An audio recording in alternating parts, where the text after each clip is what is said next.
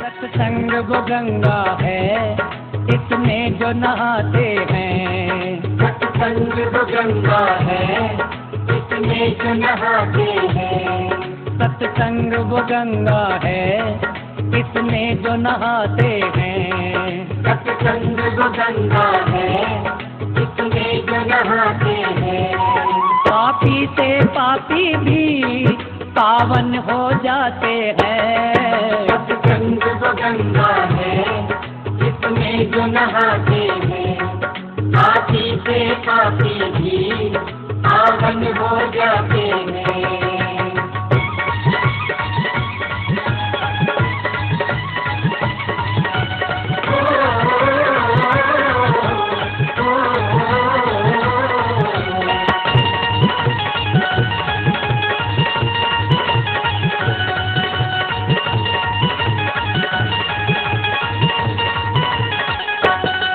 ऋषियों ने मुनियों ने इसकी महिमा गाई।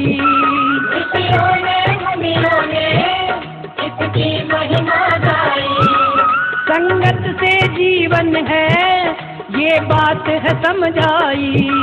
संगत से जीवन है, ये बात है समझाई। ये वेद बताते हैं, ये ग्रंथ बताते हैं। सत्संग वो गंगा है, इसमें जो नहाते हैं। पापी से पापी भी पावन हो जाते हैं।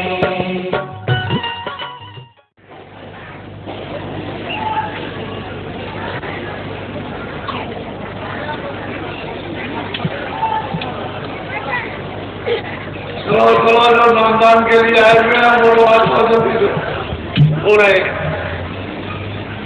मैं कोई केवल अध्यात्म नहीं, आपके छोटे छोटे घरेलू जो आपके कार्य हैं उनको भी सलाम। इन सब चीजों पर आप सबका ध्यान और विचार होना चाहिए।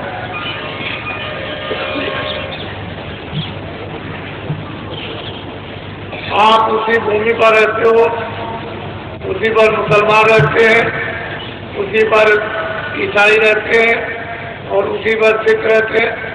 लेकिन जब अपने यहाँ शादी विवाह होने को होता है उस समय मुसलमानों के यहाँ नहीं। जब आपके यहाँ समाप्त हो जाएगा तो मुसलमानों के यहाँ शुरू होगा। आप कहते हो कि हमारे यहाँ शादी की लगन नहीं है और मुसलमान कहते हैं कि हमारे यहाँ शादी की लगन है। जमीन एक है, वायुमंडल एक है, गांव और शहर एक है। आप एक ही जगह रहते हो, एक कहता है कि नहीं और दूसरा कहता है कि है। तो कोई ऐसी बात तो जरूर है जो दोनों लोग भूल भुलैया में हो गए। ये सब सामाजिक काम आपके बहुत सुलभता से आसानी से हो। ये आप जानते हो कि मुंडन में कितना खर्चा होता है, जगो भविष्य में कितना खर्चा होता है, ब्याह शादी में कितना खर्चा होता है। ये सब आप अनुभव कर रहे हो और ये यहाँ सुगमता से आपका छुटकारा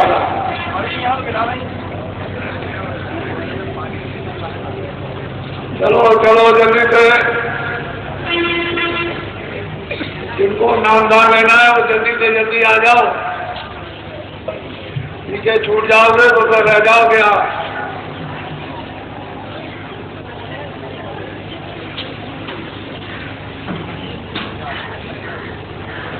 बात है कि वो चीज रात भर लगे, वो चीज आपकी आधे घंटे में हो जाए, लेकिन पद्धति के अनुसार सब कार्य। और हमारे यहाँ तो ये कहा गया कि महात्माओं के यहाँ सदा ही मतलब शुभ मुहूर्त माना जाता है। उनके और पूजा के लिए हमेशा शुभ मुहूर्त है और कोई दिन बाकी नहीं, हमेशा शुभ मुहूर्त लगा हुआ है पूजा के लिए, भगवान के भजन के लिए 1 मिनट भी खाली नहीं। तो जहाँ पर शुद्धि है और शुभ मुहूर्त है वहाँ उसके लिए क्या सोचना, कुछ नहीं। बखेड़े खड़े मत करो, अपने आप फंस गए हो, अपने आप उलझ जाओगे, सुलझ जाओगे। दोनों काम आप कर सकते हो, उलझ भी सकते हो, सुलझ भी सकते हो। चलो चलो जल्दी से बच्चों, देर मत करो, जल्दी से आ जाओ।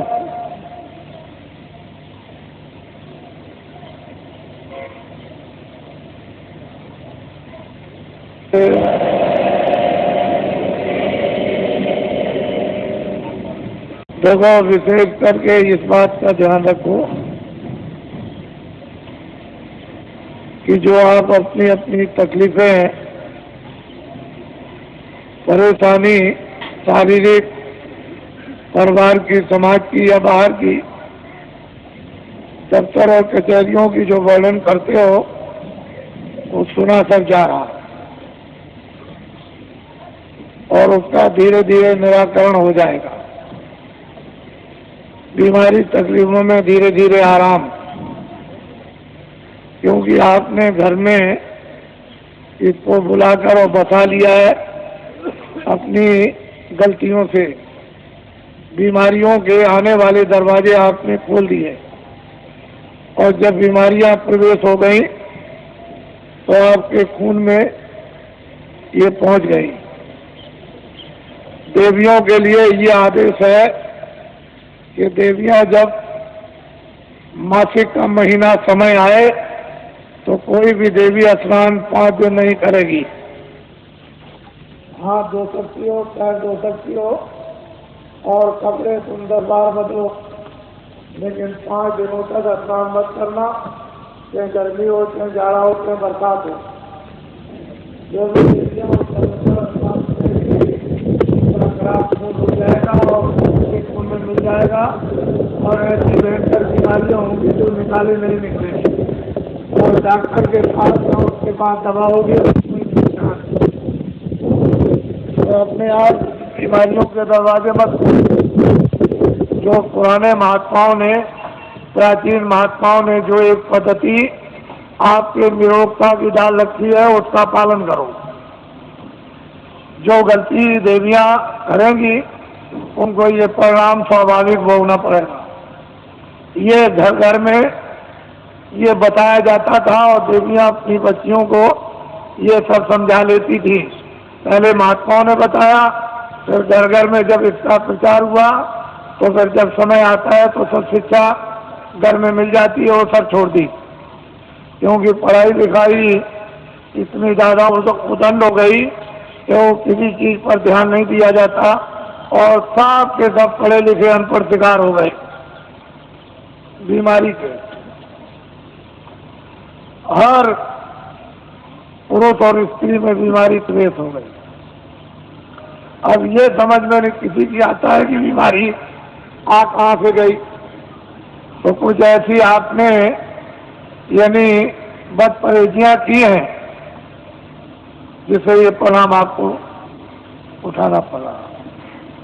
ये है छोटी चीजें समझाने के लिए, लेकिन बहुत बड़ी। ये जीवन का रोना है। महात्माओं की बात छोटी सी बड़ी होती है और जीवन का आपका साथी, लेकिन जब आप उसका उल्लंघन करोगे तो जीवन की घातक हो जाएगी।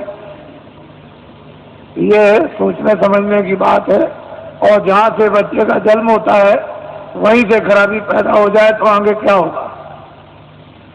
इसलिए अस्पताल, जब ये शिक्षाएं हम लोग अनुकूल पालन करते थे तो न इतने अस्पताल थे, न इतनी दवाएं थी, न इतने डॉक्टर थे।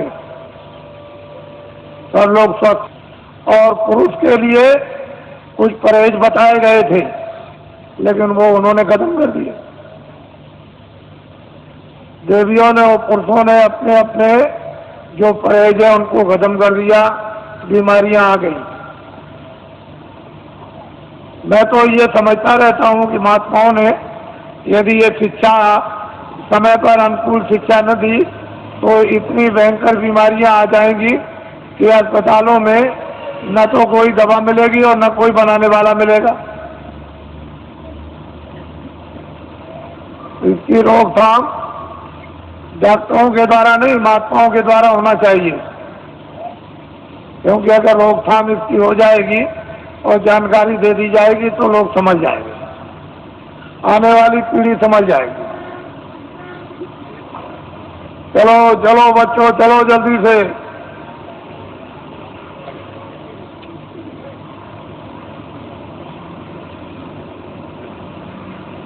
में जाते हो इतना ध्यान रखना चाहिए कि रामायण भी है और गीता भी है और भागवत भी है, मंदिर भी है, मस्जिद भी है और गिरजाघर भी है और ग्रंथ साहब भी है, तो कम से कम इतना इखलाक और इतना विचार तो होना चाहिए कि क्या सत्य है, क्या सत्य है, हम कितना इसमें झूठ बना रहे और कितना इसमें सत्य है और कितना हम धोखा दे रहे। थोड़ा बहुत तो विचार कर कम करना चाहिए, क्योंकि भाई आपका ही है, चाचा आपका ही है, भतीजा जो आपके घर में वो आपका ही है, चाहे वो आज अलग हो गया और पड़ोसी आपके ही है। लेकिन जब आप अपनी इतनी कटुता अज्ञानता बरतोगे तो फिर रामायण क्या करेगी, गीता क्या करेगी। फिर इसको आप साक्षी बनाओगे तो लोग भी गया पर लोग भी गया, तो थोड़ा कम करो, थोड़ा ढीला करो और दया के स्थान पर पहुंचो। जहाँ को दया मिलेगी उसमें आपको बल मिलेगा, शक्ति मिलेगी, ज्ञान मिलेगा, उसमें हिम्मत आएगी और साहस आएगा। अपने पर और भगवान पर विश्वास करोगे। लेकिन जब सब तरह से दुर्बल कमजोर हो जाओगे तो क्या करोगे। थोड़ा सा तो कुछ होना चाहिए। मनुष्य में मनुष्यता के तो अंकुश होना चाहिए। अगर ये बुद्धि के अंकुश मनुष्यता के नहीं रहेंगे, विचार के, बहुत मुश्किल होगा। तो आज जो देखने को आ रहा तीर्थ तो अलग है, मंदिर अलग हो गया, हमारे गाँव कुछ इबादत अलग, लेकिन कचहरियों में तीर्थ बन गया। सुबह से आकर के शाम तक तीर्थों की तरह से जमघट रहता है, पता नहीं किस चीज में स्नान कर रहे हो। यह हालत है। उसका परिणाम यह है कि कर्मचारी अधिकारियों को भी मुसीबत, 1 मिनट की फुर्सत नहीं, तो वो भी परेशान, तुम भी परेशान, सारा का सारा माहौल परेशान। घर के काम भी गए और वो समय की बर्बादी और धन की बर्बादी अलग। कमाओगे नहीं तो खर्चा कहां से करोगे। तो सब चीजों का एक मूल, एक विचार और उसकी एक दवा जब बन जाएगी और उस दवा का सेवन करोगे तो एक ही दवे से सब आपके शिकार हो जाएंगे। लेकिन वो चीज सब महात्माओं से मिलेगी और जगह नहीं। चलो चलो बच्चों, जल्दी से, जो नामदान के लिए आए हो जल्दी आ जाओ।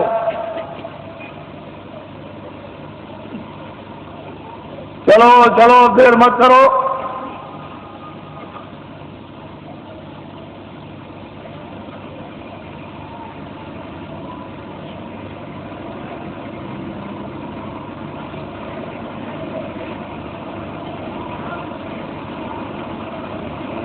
बोलो जय गुरुदेव,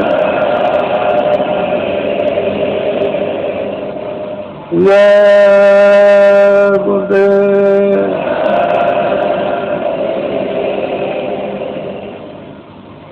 जय गुरुदेव।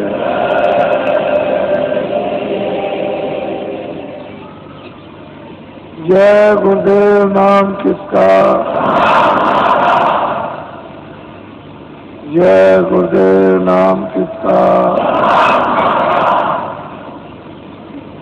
जय गुरुदेव नाम किसका।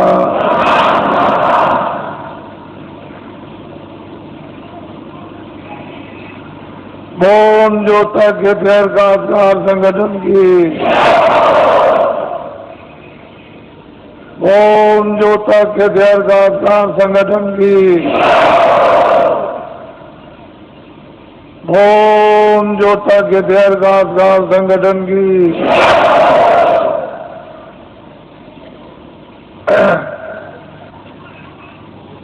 ये जो आपको मिले हैं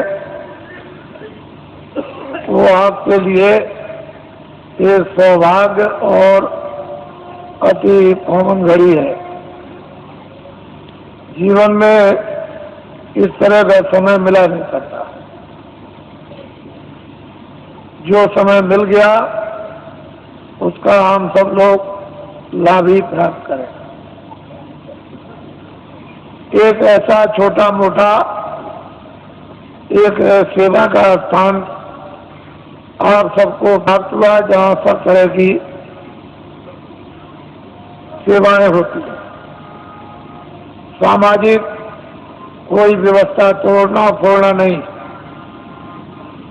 न पुरानी बिगाड़ना, नई बनाना।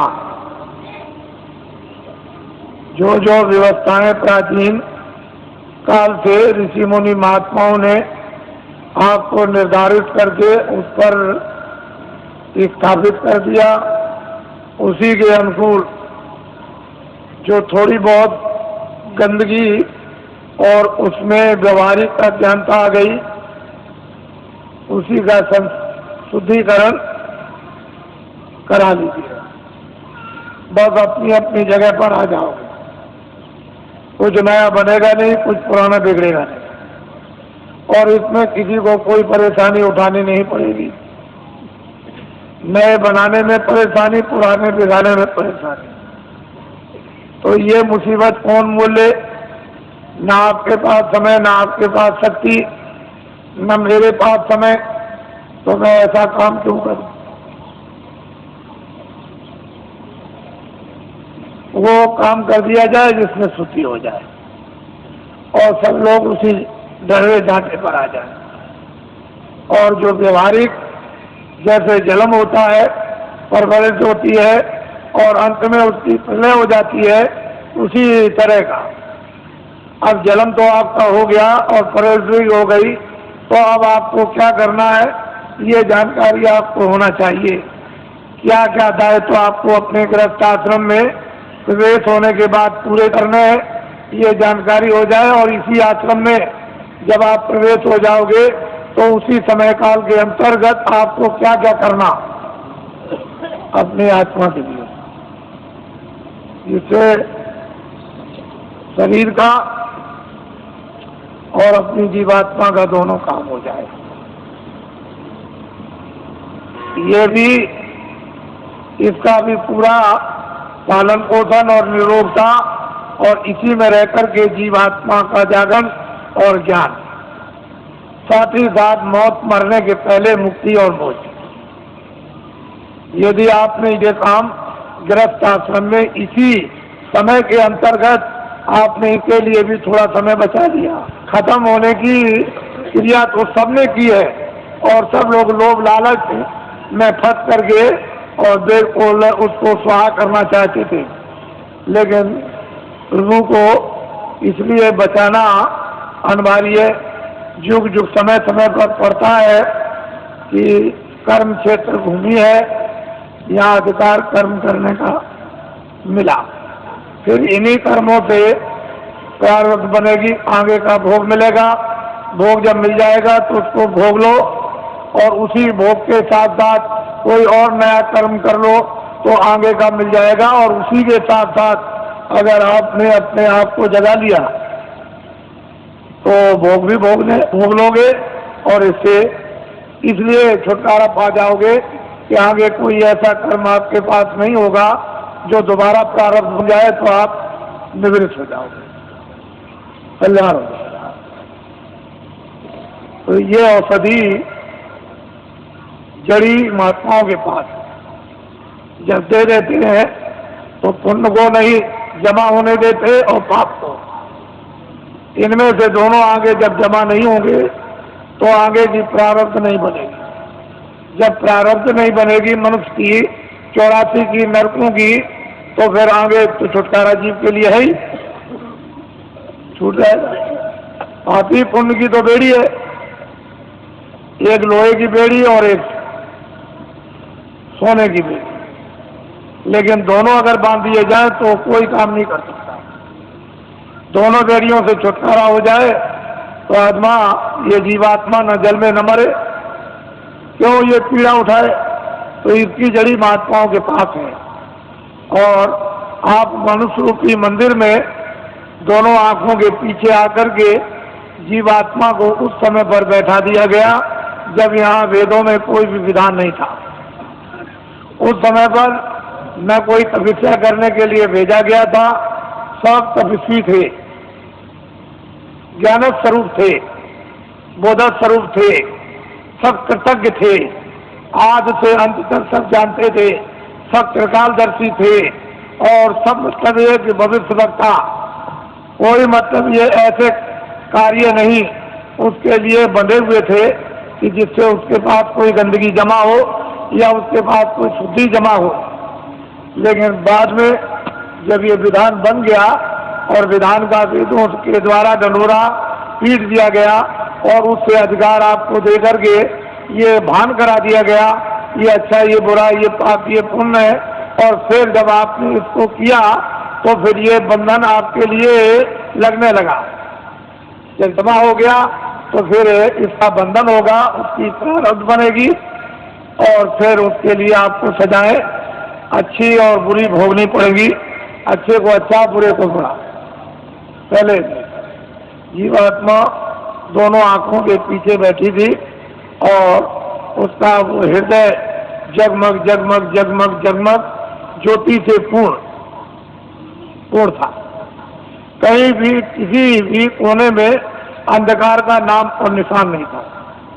वो तो हर वक्त जगमग जगमग जगमग जगमग पूर्ण शक्ति उसमें व्याप्त थी हर मानव में, चाहे वो स्त्री हो चाहे पुरुष हो। पूरी शक्ति थी, पूरा ज्ञान था, पूरा बोध था और मतलब सब प्रचार कृतज्ञ थे किसी तरह का। तो जब आप मनुष्य मंदिर में बैठे हो और जीवात्मा का हृदय दोनों आंखों के मध्य भाग में, न इधर कंठ में है, न इधर हृदय में है, न इधर नाभि में है, न इंद्रिय द्वार में है और न गुदा चक्र में है। ये जीव का जीवात्मा का हृदय दोनों आंखों के मध्य भाग में। अब यहाँ जो बैठी हुई है तो उधर से जब कर्मों के आवरण में लाकर ढक दी गई, बंद कर दी गई आंख और कान, तो फिर अंधकार ऐसे छा गया जैसे बादल। जब छा जाते हैं तो सूरज, चांद और सितारों का प्रकाश लुप्त हो जाता। उसका मतलब यह है कि सूरज को, चांद को सितारों ने, बादल ने नहीं ढका, वो तो बादलों ने आपकी आंख को ढक लिया, इसलिए दिखाई नहीं देता। अगर बादल को आप साफ कर दो तो सामने आपके सूरज, चांद और सितारे, तो आपकी अंतर जीवात्मा की आंख और जीवात्मा के कान को ढक लिया और सुनना और देखना बंद कर दिया। अगर वो पर्दा बादलों की तरह से हट जाए तो परमात्मा और परमात्मा की सृष्टि सामने आती है।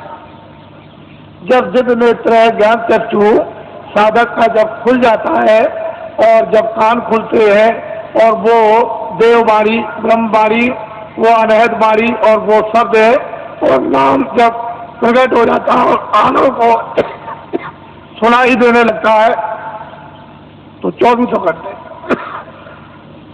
एक क्षण भी बंद नहीं होता। हर वक्त काम करते रहो, लिखते रहो, पढ़ते रहो, खेती करो, दुकान करो, कुछ भी काम करो, देवियाँ खाना बनाए, घर का काम करे, बच्चों की सेवा, 24 घंटे सुनाई देता। ऐसा रस, एक रस बरसने लगता और 24 घंटे चेतना रहती। सोते में भी बरसता, वहां भी चेतना है और वो तंद्रा अवस्था में सो लेता है। जैसे ऐसा मालूम हुआ कि न मैं सोया न मैं जगा, ऐसी तंद्रा अवस्था में वो लेट करके अपनी नींद को पूरा कर लेता है। बस इतनी थकावट आती है। वैसे 15 में भी चेतना रहती है।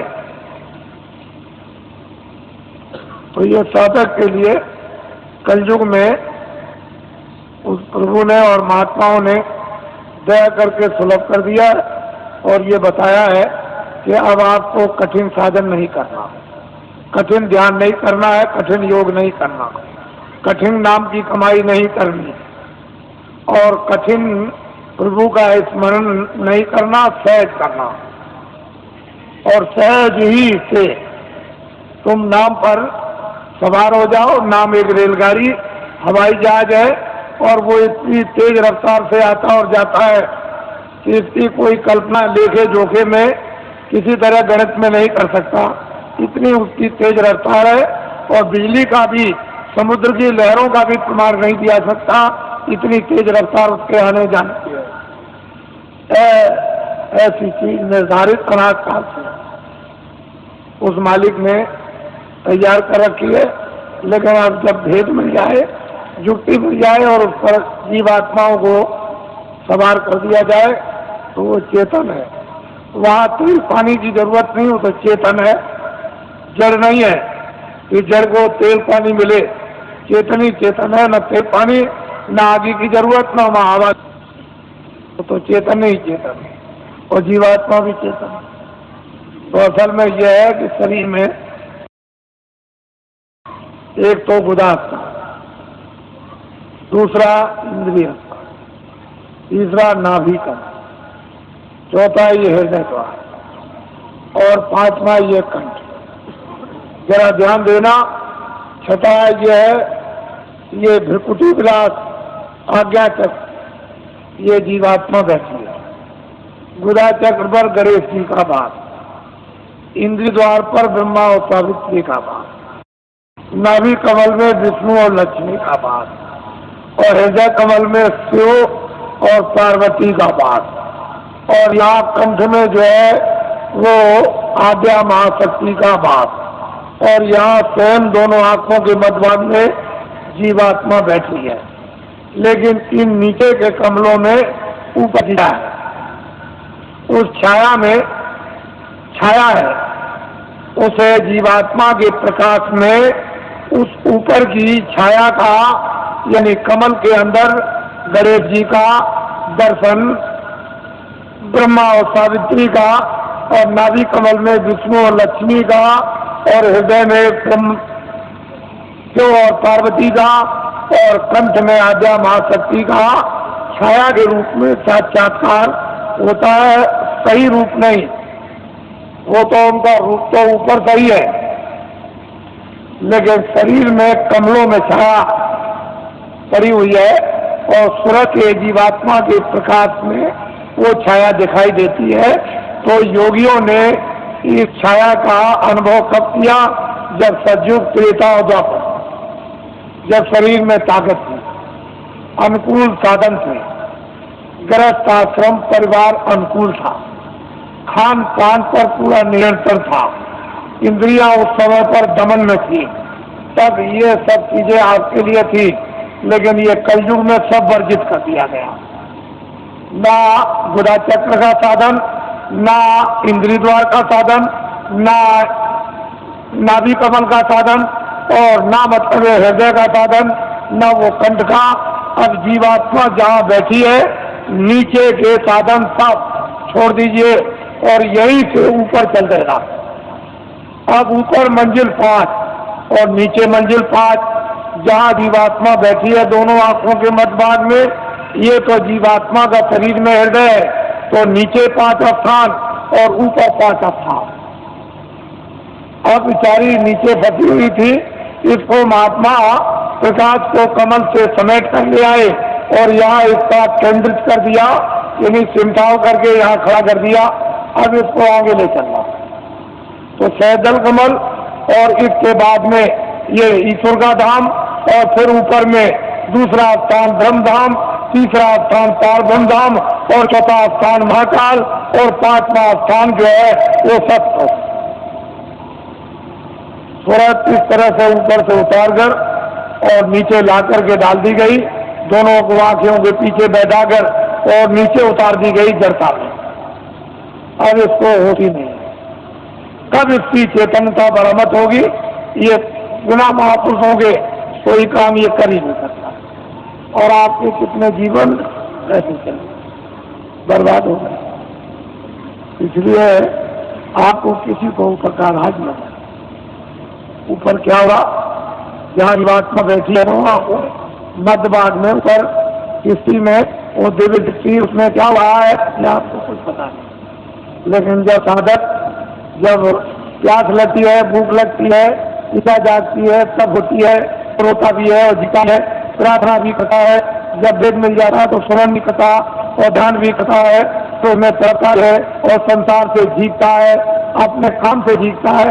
तो जब कुछ ही दिनों में, महीनों में उसका काम बनना शुरू हो जाता है, क्योंकि महापुरुषों की दया, समावेश और सहयोग जब उसको मिलने लगेगा तो जल्दी काम हो जाएगा, फिर देर नहीं लगेगी। इसलिए महापुरुषों की दया और उनका सहयोग, उनकी शक्ति का अवश्य ही लेना पड़ेगा, क्योंकि अपने पास तो कुछ है नहीं। जब उनसे कुछ लेंगे तभी काम होगा, बगैर उसके नहीं होगा। तो मैं ये काम तो मामूली समझता हूँ, इस काम को तो कुछ नहीं समझता। बस केवल इतना ही है कि आप खड़े भर हो जाओ तो ये काम कुछ नहीं। ये भौतिक काम, सांसारिक काम, गृहस्थी का काम, खेती का काम, दुकान का काम और दफ्तरों का काम, ये काम कुछ नहीं है। इसको तो आप करो निमित्त मात्र, इस पर भी एक पैर रखो, उस पर भी रखो। ये गृहस्थाश्रम है शरीर रक्षा का, तो एक नाव पर पैर रखो एक गृहस्थाश्रम की, ये बाल बच्चों के पालन पोषण और परिवार और समाज इसकी सेवा के लिए एक नौका ये, और एक ये नौका है जीवात्मा को पार होने की, ये नौका है शरीर रक्षा की। तो जब महात्मा मिल जाए तो धीरे से दोनों पर पैर रखवा देते हैं, इस पर भी जमाए रहो, इस पर भी जमाए रहो, और दोनों का बैलेंस अभी बराबर रखो। अभी तो आप एक पर है, एक ही पर है, तो उन्होंने कहा नहीं ये देखो नाव परमार की, इस पर भी रख लो, ये स्वार्थ की नाव है, इस पर भी रखे रहो। इस पर तो धीरे धीरे अपने उपदेश के द्वारा और दया के द्वारा और शक्ति के द्वारा धीरे धीरे वो जो स्वार्थ की नाव है सांसारिक, उसका जरा सा पैर का हल्कापन और परमार्थ पर जरा बदल ला दिया, बस आपकी स्वाभाविक जड़ा होने लगी। ऐसा ऐसा इन इच्छा नहीं, अरुचि होने लगी, तो धीरे धीरे धीरे धीरे उस पर जमा होने लगा। शरीर की ताकत का एक पर जमा हो, अब वो इस तरह का आपका हो जाएगा कि इस पर तो जमा हो गया और ये निमित्त मात्र रह गई। बस जब तक रहो तब तक ये निमित्त मात्र बस हंस लीजिए, तो ये अंदर में उस पर जमाव कर लो और ये तुम्हारा इसको बिगाड़ना नहीं। तो इसलिए हमने तो कोई ऐसा काम रखा नहीं है कि आपको गृहस्थाश्रम का कोई काम बंद करना है, कपड़े करो, खाना खाओ, खेती करो, दुकान करो, दफ्तर करो, बच्चों की सेवा करो, आए गए का सत्कार करो, और जो थी रस्म रवाज उसको भी करो, ये सब करो। हमने सब प्रकार रखे, किसी काम को बंद नहीं किया। और ये है परमात्मा। यहाँ बैठ करके आप इधर से अपने ध्यान को हटा दो, थोड़ा खेती से, दफ्तर से, दुकान से, बच्चों से, इनसे उनसे थोड़ा 2 मिनट, 5 मिनट, 10 मिनट के लिए यहाँ ला करके मन को, बुद्धि को, चित्त को यानी जीवात्मा के साथ में इसको लगाकर वो थोड़ा सा सहयोग, बस इतने में काम, कुछ नहीं बिगड़ेगा, संसार बिल्कुल नहीं बिगड़ेगा और परमार्थ। जैसे ही आप यहाँ से दरवाजा खोल करके चल पड़े, बस चलने वाली बात, अगर एक कदम भी बढ़ गया तो फिर रुकने वाला नहीं, दूसरा कदम जरूर उठ जाएगा। वो चाली इस तरह की है जीवात्मा की कि जैसे ही एक कदम बढ़ा वह दूसरा प्रवेश कर जाएगा, काम आपका हो जाएगा। तो इसलिए आपको ये भेद है, अभी कुछ नहीं मालूम कि ऊपर क्या है नीचे क्या है, ये कुछ नहीं है। साधक लोग क्या देखते हैं, क्या पाते हैं, क्या अनुभव करते हैं, क्या आनंद और शक्ति उनको मिलती है, अब ये तो बताने का आपको आदेश नहीं है। वैसे तो ये बता सकते हैं, लेकिन मैं ये नहीं चाहता हूँ कि आपको बताकर साधकों का नुकसान हो जाए। साधक अपनी चीज भी रखे और आपको कुछ समझा बुझा भी दें, इनका कोई नुकसान ना हो, आपका फायदा हो जाए। असल में चीज यह है कि गोपनीय राज ये साधक नहीं बताते, न बताएंगे, तो इनसे तो कुछ आपको मिलेगा नहीं। लेकिन जब ये घेर घार करके यहाँ ले आएंगे तो फिर यहाँ सब कुछ आपको मिल जाएगा। बस ये समझ लो कि आपके पक्के साथी है। ऐसा मत समझो ये किसी बुराई की तरफ ये ध्यान नहीं देते हैं, ये अच्छाई की तरफ ध्यान देते हैं। इनका लक्ष्य यह है कि बुराई छूट जाए और अच्छाई में प्रवेश हो जाए।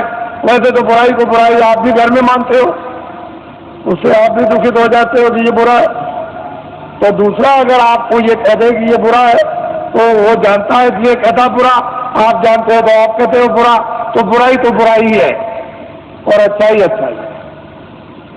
इसलिए ये बुराई की तरफ ध्यान नहीं देते, ये तो चाहते हैं कि बुराई हट जाएगी, अच्छाई आ जाएगी, ये लक्ष्य है। तो ये पक्के आपके साथी यानी दोस्त सहयोगी, इनको अपना समझना चाहिए और असली जगह पर पहुंचा दे, इससे बड़ा परोपकारी कौन हो सकता है। तो ये सब चीजें सामाजिक लेकर के चली जा रही है, इनसे अलग थलग आपको नहीं किया जा रहा। तो मैं आपकी जो व्यवस्था योजना है उसको पूरा बना करके तैयार कर चुका हूं और बस यह है कि जैसे ही अपनी जगह पर आप खड़े हो गए वैसे ही योजना आपके सामने रख दी जाएगी।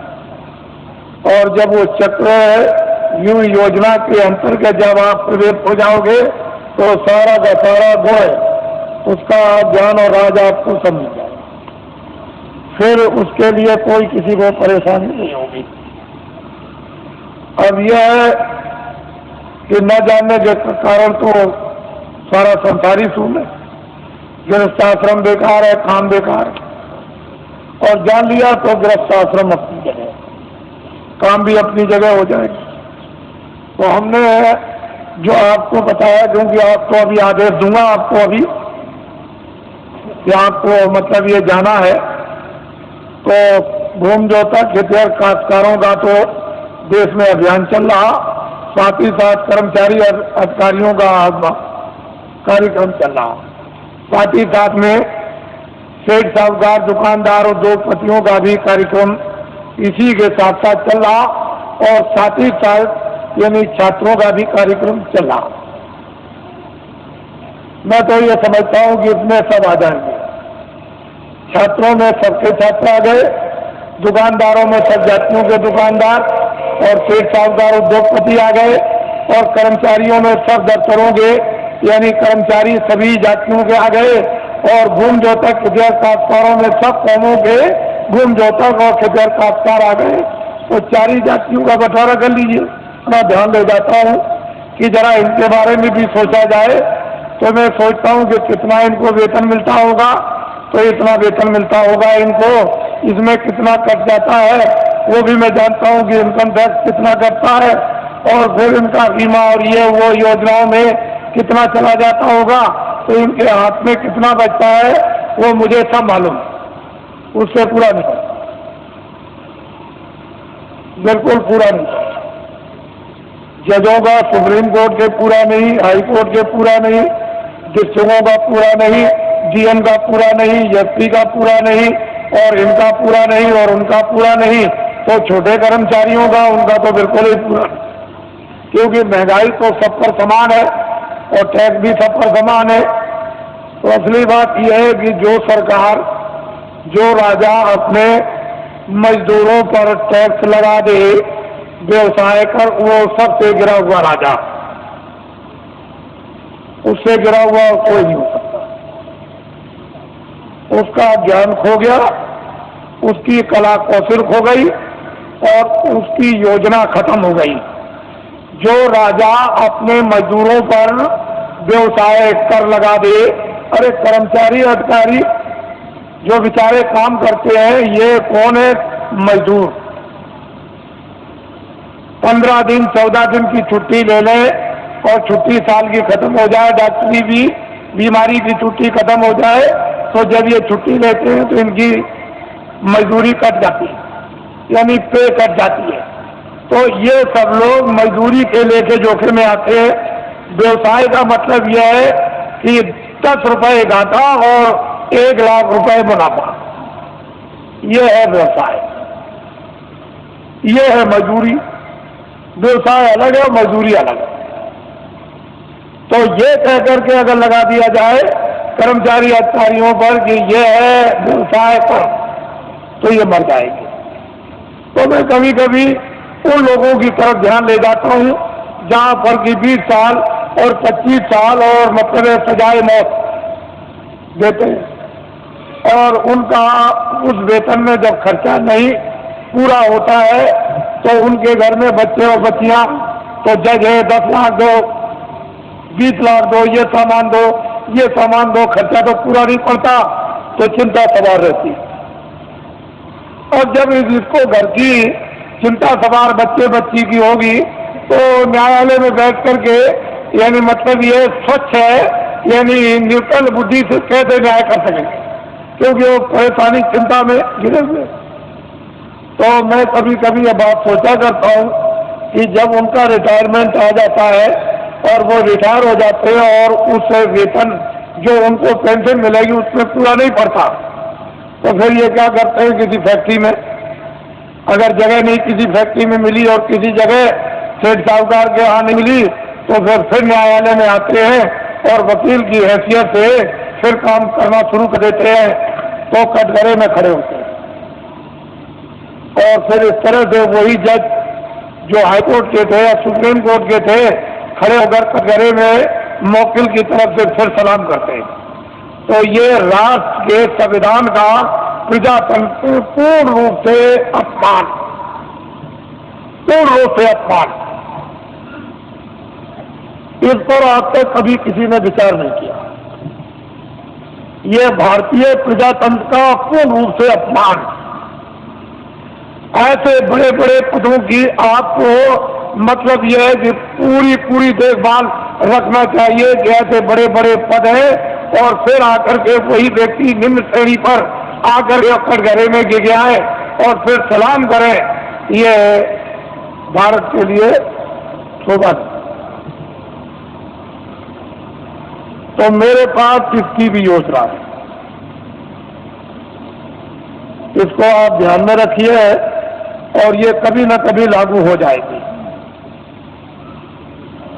पूरी योजना है, कभी लागू हो जाएगी। मैं इतना ही विश्वास आपको दिलाना चाहता हूं कि कर्मचारी अधिकारियों का काम हो जाएगा, मासिक वेतन इनका पूरा सुविधा इनको मिलेगी, टैक्स महंगाई कम हो जाएंगे और पूरी सुविधा मासिक वेतन बचेगा। छात्रों को काम नौकरी बिना ढूंढे हुए मिलेगी और भूमि जोतकों का सारा 40 सालों का सरकारी कर्जा में ब्याज के माफ हो जाएगा और सेठ साहूकारों का काला धन सबका सब 100 वर्षों के लिए सफेद करवा दिया जाएगा। कोई जुल्म और कोई टैक्स नहीं लगेगा, एक नए पैसे का, और सब लाइसेंस खत्म करवा दिए जाएंगे। आप कहोगे ये धन कहां से आएगा? मैं इतना ही आपको बताऊंगा कि भारत में धन की कोई कमी नहीं रहेगी। और आपको क्या चाहिए? धन की कोई कमी नहीं। आप लोग बाइज्जत बदस्तूर सम्मान के साथ खेती करो, दुकान करो, दफ्तर का काम करो, क्यों ये सब जगह झंझट में फंसते हो? धन की कोई कमी नहीं रहेगी। लेकिन वर्तमान में अंधेरा, उजाला नहीं। ये सब चीजें जो ये सूक्ष्म संकेत में आपको दी जा रही, इसके साथ बहुत गहरा मसाला है। या गहरा भंडार का हो या गहरा ज्ञान का हो, कोई ऐसी चीज है जो वास्तव में, और समय आने पर सब इस पर आकर के सब से सब एकदम खड़े हो जाएंगे, अपने काम में लगे रहो। देखो ईश्वर का चमत्कार, अरे खुदा की खुदाइयत का करिश्मा, जरा देखो, उसका इंतजार तो करना ही पड़ेगा। अब थोड़ा बहुत इंतजार नहीं करोगे तो आपको जस और नाम और कीर्ति तो आपको कैसे मिलेगी? फिर उसमें अंदाज कैसे बनोगे? तो इंतजार तो थोड़ा करना है।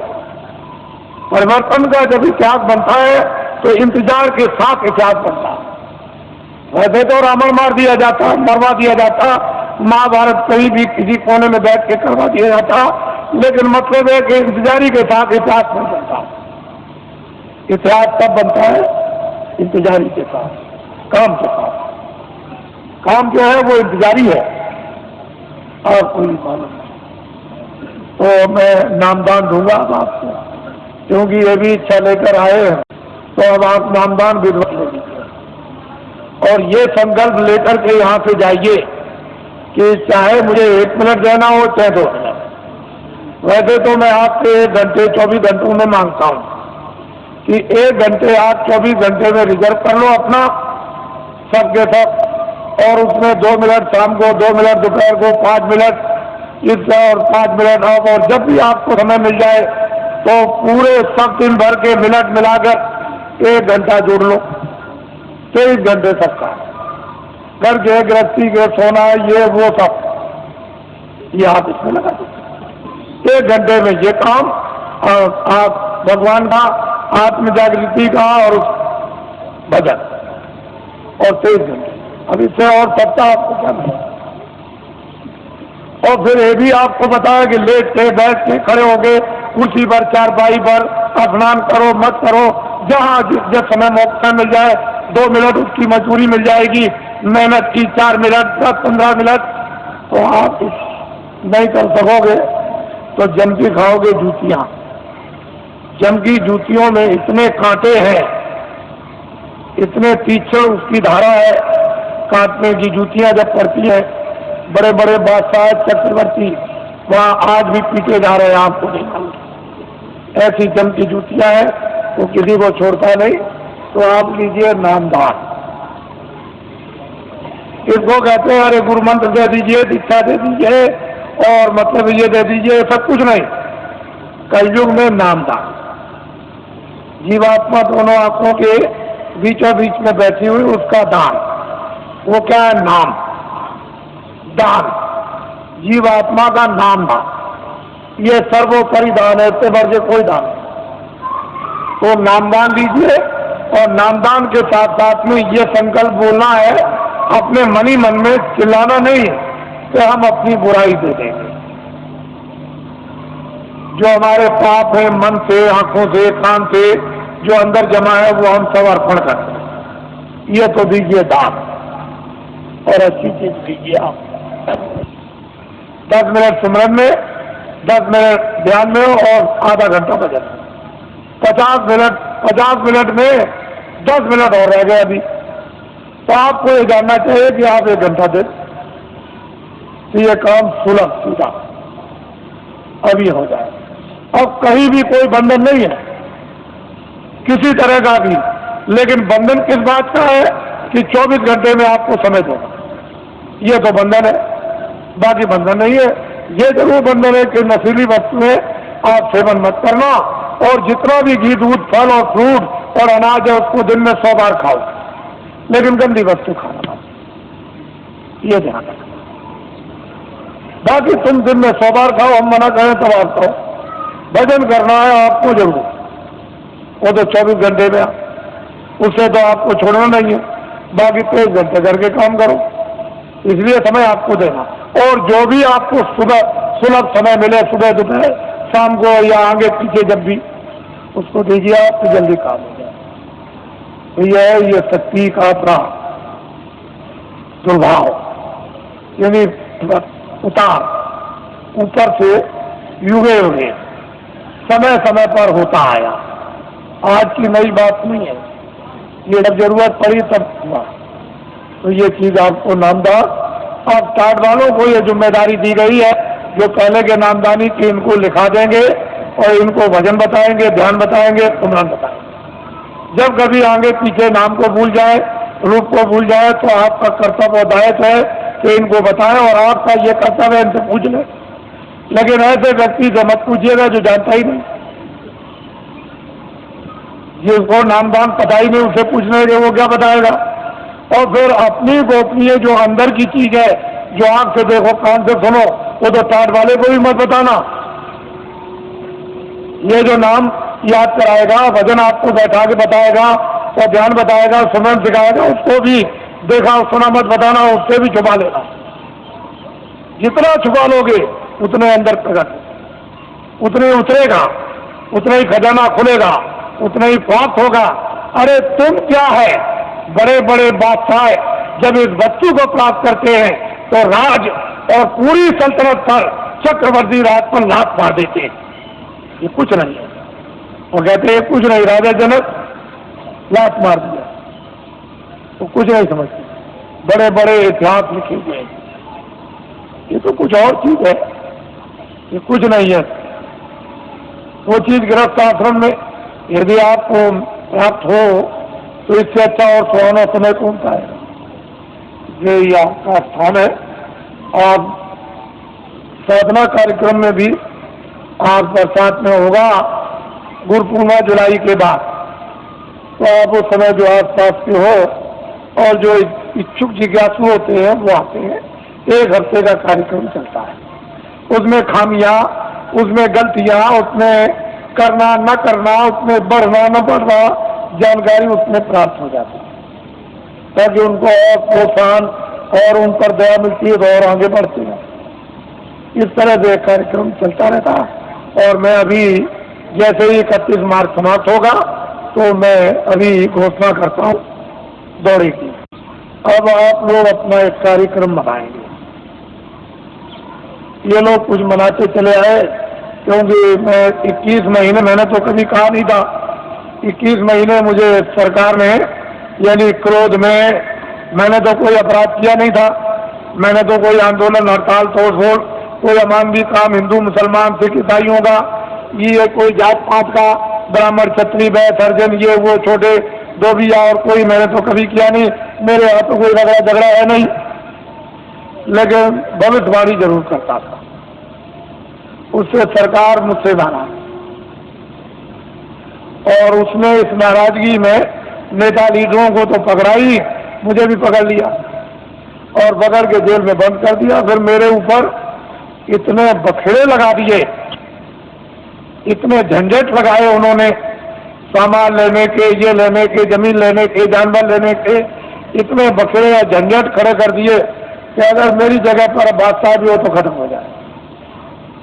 ऐसे झंझट झगड़े खड़े, छोटे मुकदमे नहीं है, मामूली मुकदमे नहीं लगाए, इतने झंझट मुकदमों के लगा दिए। और मैं एक सामाजिक आदमी, जनहितों का काम करने वाला, मेरे ऊपर, जबकि मैं रात दिन चिल्लाता हूँ मेरा कुछ नहीं है, ये सब जनता जनार्दन का सब कुछ है। जब मैं खुले मैदान में ये कहता हूँ तो मेरी भावना ही वही है, तो और लिखा पढ़ी क्या हो सकती। लिखने पढ़ने वाले तो रोज बेईमानी करते, रोज लिखा पढ़ी का दस्तावेज बदल देते हैं और झूठ झूठ बोल जाते हैं। तो मेरी जबान दस्तावेजी है, तो मैं जनहितों का काम करता हूँ, तो मेरे ऊपर सरकार ने इतने बखेड़े। और कल मैंने ये बात कही है कि ये सब बखेड़े न्यायालयों में अब भी मौजूद है, लेकिन सरकार ने लखनऊ से नया फेक गजट निकाल दिया। जो दस्तावेज मैंने जमीनें खरीदी नाम की उनका, और इतना आंखों से देखते हो कि ये बना हुआ फेक गजट निकाल दिया कि जमीन एक्वायर की जाएगी। बताइए, तो आप पूरा मथुरा को गजट कर दीजिए कि सब ये कारखाना मथुरा सबको बना दिया जाएगा और यहाँ कारखाना बनाया जाएगा, सब मकान तोड़ दिए जाएंगे, मंदिर और मस्जिद सब तोड़ दी जाएगी और यहाँ कारखाना बने। गजट निकाल दीजिए, क्योंकि आपको तो गजट निकालने का पूरा राइट और अधिकार है, तो निकालिए। तो असली चीज ये है, इसको समझने की चीज है, इसको समझिए। तो मुझे जेल में बंद कर दिया और जेल में बंद करके मुझे इस योग छोड़ दिया था कि ये कभी भी नाम नहीं लेंगे।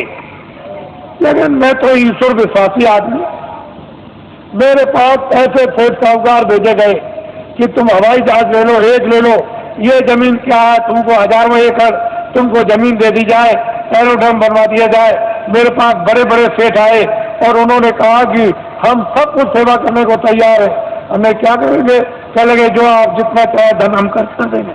तो मैंने कहा एक काम कीजिए कि अयोध्या में, मथुरा में और यहाँ और हरिद्वार में और नासिक में लूले लंगड़े अंधे बहरे ये तमाम रहते हैं बेचारे गरीब, जिनके पास कपड़ा और खाना नहीं है, तो मैं बताऊंगा कि कंबल, अनाज और रोटियां और ये दवाएं, ये सब तुम ट्रक में ला दो और चलो मेरे सामने बांटो।